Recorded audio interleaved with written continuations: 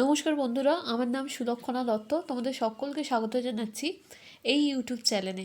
তো আজকে আমি এই ভিডিওতে তোমাদের সাথে যেটা আলোচনা করব সেটা হচ্ছে গণিত প্রকাশ দশম শ্রেণীর বইয়ের অধ্যায় নম্বর 14, যার নাম হচ্ছে অংশীদারি কারবার, পার্টনারশিপ বিজনেস।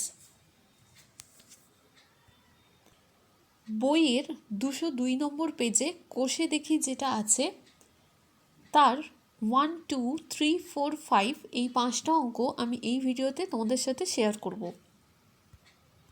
এর আগে আমি এই চ্যাপ্টারের ওপর আরও 2টো ভিডিও তৈরি করেছিলাম, যে 2টো ভিডিওতে ছিল অতি সংক্ষিপ্তধর্মী প্রশ্ন আর সংক্ষিপ্ত উত্তরধর্মী প্রশ্ন। তো যারা যারা তোমরা এই ভিডিও দুটো দেখোনি তারা চেক করে নিতে পারো, লিঙ্ক তোমরা ডেসক্রিপশন বক্স থেকে পেয়ে যাবে। মাধ্যমিকে 2021-এ কিন্তু এই চ্যাপ্টারটা খুবই ভাইটাল।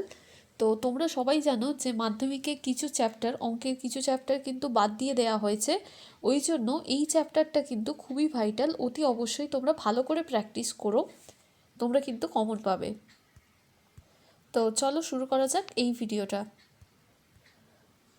কোশ্চেন নাম্বার 1, আমি ও আমার বন্ধু মালা দুজনে যথাক্রমে 15,000 টাকা ও 25,000 টাকা মূলধন দিয়ে একটি ব্যবসা শুরু করলাম। 1 বছরে 16,800 টাকা লাভ হলো। হিসেব করে দেখি আমরা কে কত টাকা লভ্যাংশ পাবো। তো এখানে দেখো অঙ্কের মধ্যে যেটা বলেছে, আমি আমার বন্ধু মালা দুজনে মিলে 15,000 আর 25,000 টাকা দিয়ে একটা ব্যবসা শুরু করছে। তো এখানে 1 বছর বাদে ব্যবসায় লাভ বলে দিয়েছে কত হয়েছে, 16,800 টাকা। এবার জানতে চেয়েছে আমরা কে কত টাকা পেয়েছি সেটাই জানতে চেয়েছে, মানে লভ্যাংশের কত অংশ পেয়েছি সেটা জানতে চেয়েছে। তো এখানে দেখে নাও, প্রথমে যেটা করেছি আমার ও মালার মূলধনের অনুপাতটা বার করে নিয়েছি। এখানে যে যত টাকা নিয়ে ব্যবসা শুরু করতে দিয়েছে সেখান থেকেই আমরা পেয়ে যাব মূলধনের অনুপাত। তো আমি দিয়েছি 15,000 টাকা আর মালা দিয়েছে 25,000 টাকা। তো এখান থেকে আমি বার করে নিলাম, রেশিওটা বেরিয়ে গেছে, মানে অনুপাতটা বেরিয়ে গেছে 3:5। তো অঙ্কের মধ্যে যেটা বলে দিয়েছিল সেটা হচ্ছে মোট লাভের পরিমাণটা বলে দিয়েছিল 16,800 টাকা। এখান থেকে আমি কত পাবো আর মালা কত পাবে সেটা বার করে নিতে পারবো। তো প্রথমে আমি পাবো ইকুয়াল 16,800 ইন্টু 3/3+5। তো এখানে ইকুয়েশনটা কাটাকুটি করে যেটা আমি পেলাম সেটা হচ্ছে 6,300। এটা হলো আমি পাবো। নেক্সট মালা পাবে একইভাবে 16,800 ইন্টু, এখানে মালার যেহেতু 5 ছিল রেশিওতে, ওপরে ওই জন্য বসলো 5/নিচে 3+5। তো এখানে ইকুয়েশনটা কাটাকুটি করে আমি পেয়ে যাব 10,500 টাকা। তো আমি পেয়েছি 6,300 আর মালা পেয়েছে 10,500। এইটাই হচ্ছে অ্যান্সার। নাম্বার 2, প্রিয়ম, সুপ্রিয়া ও বুলু যথাক্রমে 15,000 টাকা, 10,000 টাকা এবং 25,000 টাকা দিয়ে একটি ছোট মুদির দোকান খুলল, কিন্তু বৎসরান্তে 3,000 টাকা লোকসান হলো। কাকে কত টাকা লোকসানের পরিমাণ দিতে হবে হিসেব করে লিখি।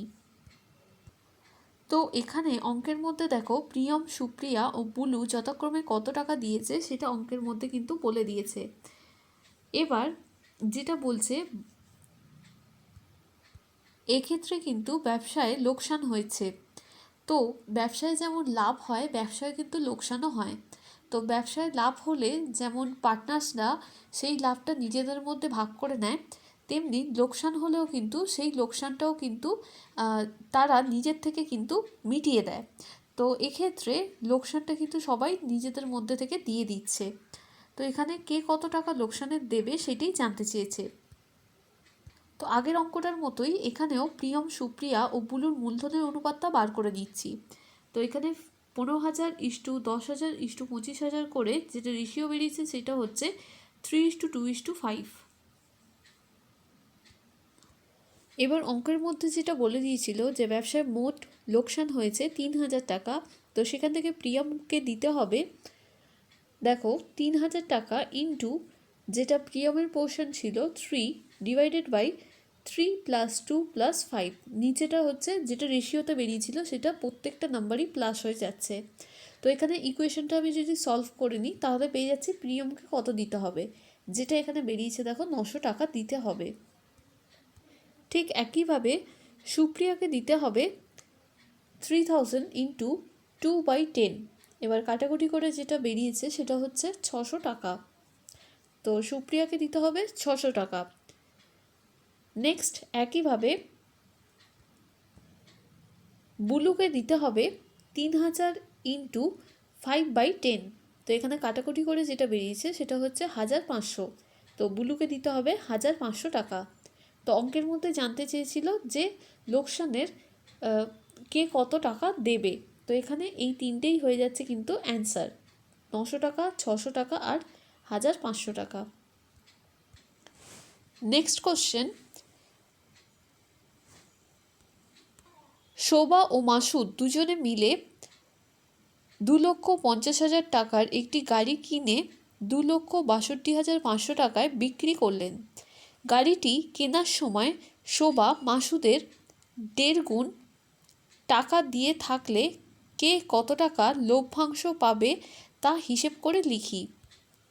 তো এই অঙ্কে দেখো শোভা আর মাসুদ দুজনে মিলে একটা গাড়ি কিনেছিল, যেটার ক্রয় মূল্য বলে দিয়েছে 2,50,000 টাকা। এবার গাড়িটা বিক্রয় করেছে কত টাকায় সেটাও বলে দিয়েছে 2,62,500 টাকা। তো এখান থেকেই বোঝা যাচ্ছে যে গাড়ি বিক্রি করে কিন্তু তারা লাভ করেছে। এবার গাড়ি কেনার সময় শোভা মাসুদের থেকে 1.5 গুণ টাকা বেশি দিয়েছিল, তো সেইটা এখানে বলে দিয়েছে। এবার যে লাভ হয়েছে গাড়ি বিক্রি করে তার মধ্যে কে কত টাকা লভ্যাংশের পাচ্ছে সেটা হিসেব করে লিখতে বলেছে। তো এখানে দেখো গাড়ি বিক্রি করে লাভ হয়েছে, তো এখানে বিক্রয় মূল্য থেকে ক্রয় মূল্যটা বাদ দিয়ে দিলেই আমরা পেয়ে যাচ্ছি গাড়ি বিক্রি করে কতটা লাভ হয়েছে, যেটা হয়েছে 12,500 টাকা। এবার অঙ্কের মধ্যে যেটা বলে দিয়েছিল যে শোভা মাসুদের থেকে 1.5 গুণ বেশি টাকা দিয়েছে, তো এখান থেকে আমরা কিন্তু মূলধনের অনুপাতটা পেয়ে যাচ্ছি। তো মাসুদ যদি দেয় 1, তাহলে শোভা দিচ্ছে তার 1.5 গুণ, মানে 1.5। তো এখান থেকে আমরা রেশিওটা কিন্তু পেয়ে যাচ্ছি। তো এখান থেকে এটা সলভ করলেই পেয়ে যাচ্ছি রেশিওটা। এখানে প্রথমটা সলভ করে আছে 3/2:1। তো এখান থেকে রেশিওটা হচ্ছে 3:2। রেশিওটা আমরা পেয়ে গেলাম। এবার নর্মাল যেভাবে অঙ্ক করছিলাম যে শোভা কত পাবে আর মাসুদ কত পাবে, সেই একই নিয়মে আমরা কিন্তু বার করে নেব। তো এখানে প্রথমেই দেখো যেটা আমরা বার করে নিয়েছিলাম যে লভ্যাংশের পরিমাণটা বার করে নিয়েছিলাম। তো লভ্যাংশ হয়েছিল 12,500 টাকা। এবার তার মধ্যে শোভা কত পাবে সেটা বার করে নেব। তো শোভার এখানে রেশিওতে ছিল 3/3+2, যেটা রেশিওতে আমরা পেয়েছিলাম দুটো নাম্বারই কিন্তু প্লাস হয়ে যাবে, এক্ষেত্রেও সেম। এবার এই ইকুয়েশনটা সলভ করলেই আমরা পেয়ে যাচ্ছি শোভা কত পাবে। তো এখানে যেটা বেরিয়েছে সেটা হচ্ছে 7,500 টাকা। তাহলে 7,500 টাকা পাচ্ছে শোভা। এবার ঠিক একইভাবে মাসুদ পাবে ইকুয়াল 12,500 ইন্টু 2/5 করলে ইকুয়েশনটা কাটাকুটি যদি করি তাহলে আমরা পেয়ে যাব 5,000 টাকা। তো শোভা পাচ্ছে 7,500 টাকা আর মাসুদ পাচ্ছে 5,000 টাকা। এটাই হয়ে যাচ্ছে এই অঙ্কের অ্যান্সার। নাম্বার 4, 3 বন্ধু যথাক্রমে 5,000 টাকা, 6,000 টাকা ও 7,000 টাকা দিয়ে একটি অংশীদারি ব্যবসা শুরু করার 1 বছর পর দেখলেন 1,800 টাকার লোকসান হয়েছে। মূলধন ঠিক রাখার জন্য প্রত্যেকে লোকসানের পরিমাণ দেবেন বলে সিদ্ধান্ত করেন। তাদের কাকে কত টাকা দিতে হবে হিসেব করে লিখি।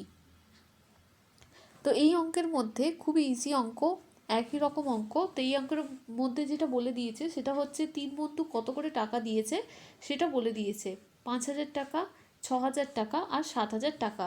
এবার বছরের শেষে 1,800 টাকা হয়েছে লোকসান। এবার কে কত টাকা দিয়ে দেবে। তো এখানেও একই নিয়ম, 3 বন্ধু মূলধনের অনুপাত বার করে নিচ্ছি, সেটা হচ্ছে 5,000:6,000:7,000 করে। তো এখানে 0 কোনো কাটাকুটি হয়ে গিয়ে যেটা থাকলো রেশিওটা 5:6:7। এবার অঙ্কে যেটা বলে দিয়েছে মোট লোকসান হয়েছে 1800 টাকা। তো প্রথম বন্ধু দেবে 1800 ইন্টু 5 যে নাম্বারটা বেরিয়েছে রেশিওর 5 + 6 + 7। তো এই ইকুয়েশনটা সলভ করে আমি পেয়ে গেলাম প্রথম বন্ধু কত দেবে, সেটা হচ্ছে 500 টাকা। ঠিক একইভাবে দ্বিতীয় বন্ধু ইকুয়াল 1800 ইন্টু 6/18। তো এখানে কাটাকুটি করে 600 টাকা। একইভাবে তৃতীয় বন্ধু 1800 ইন্টু 7/18। তো কাটাকুটি করে পেয়ে গেলাম 700 টাকা। তো এই তিনটেই হচ্ছে অ্যান্সার, যেটা জানতে চেয়েছিল কে কত টাকা দেবে। তো 500 টাকা দেবে প্রথম বন্ধু, 600 টাকা দেবে দ্বিতীয় বন্ধু, আর তৃতীয় বন্ধু দেবে 700 টাকা।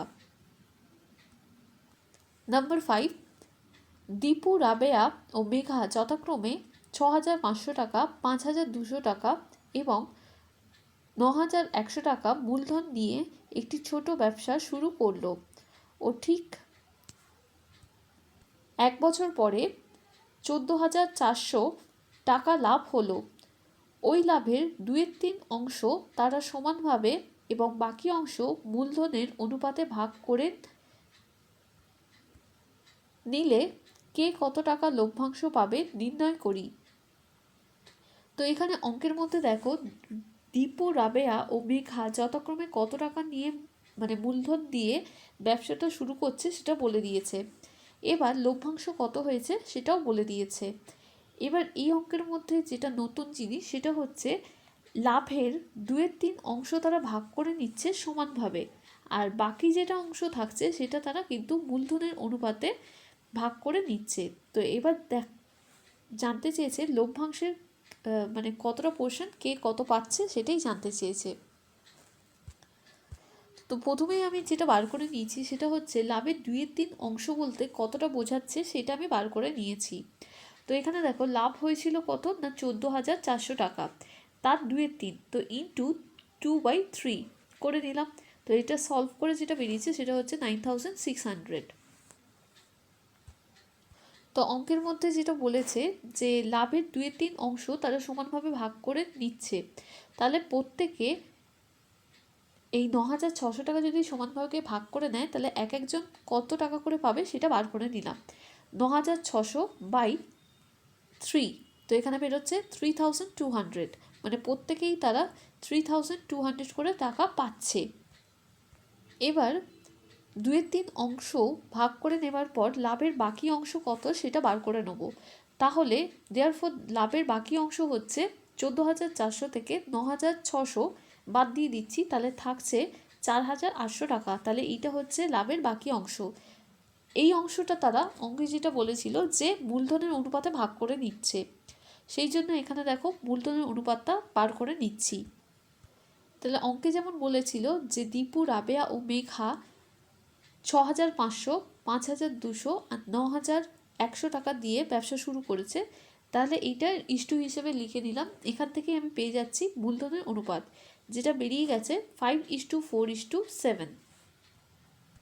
এবার দেখো 4,800 টাকা তারা কিন্তু মূলধনের অনুপাতে ভাগ করে নিচ্ছে, সেই জন্য এখানে আমি একসাথেই দেখিয়ে দিয়েছি জিনিসটা, বলে দিচ্ছি। দীপুর মোট পাবের মধ্যে যেটা আছে 4,800 টাকা তারা মূলধনের অনুপাতে পাচ্ছে।